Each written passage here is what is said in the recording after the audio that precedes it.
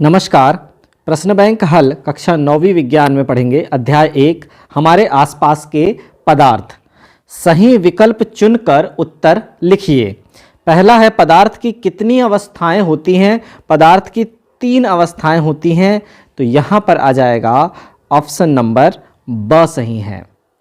पदार्थ की किस अवस्था में कणों के मध्य न्यूनतम रिक्त स्थान होता है। ठोस अवस्था में न्यूनतम रिक्त स्थान होता है, द्रव में उससे थोड़ी अधिक दूरी और गैस में उससे अधिक दूरी होती है।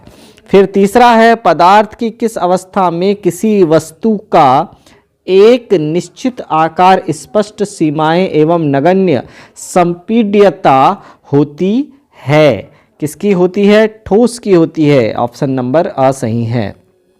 चौथा है पदार्थ की वह अवस्था जिसमें द्रव्य का आकार नहीं परंतु आयतन निश्चित होता है। कौन सी अवस्था है? वह द्रव अवस्था है। ऑप्शन नंबर ब सही है। न्यूनतम विसरण का गुण पाया जाता है किसमें? ठोस में पाया जाता है। ऑप्शन नंबर अ सही है। सातवां है गैसों के किस गुण के कारण उन्हें सिलेंडर में भरकर रखा जा सकता है? संपीड्यता। प्रश्न क्रमांक 2 है रिक्त स्थानों की पूर्ति कीजिए। तो रिक्त स्थानों की पूर्ति में पहला है जिस न्यूनतम ताप पर ठोस पिघलकर द्रव बन जाता है वह इसका खालिस्तान कहलाता है, गलनांक कहलाता है। तो यहाँ आ जाएगा गलनांक।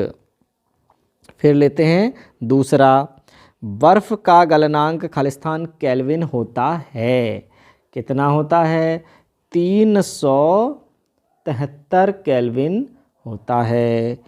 373 केल्विन होता है।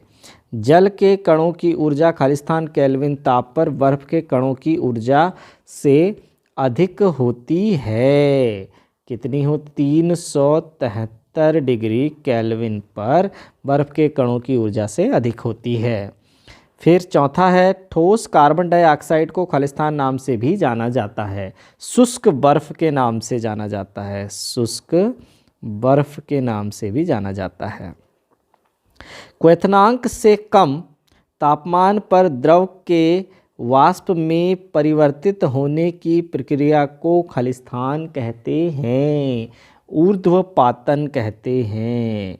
ऊर्ध्वपातन कहते हैं। क्वथनांक से कम में यदि गैस में बदलने लगे तो यह प्रक्रिया ऊर्ध्वपातन कहलाती है।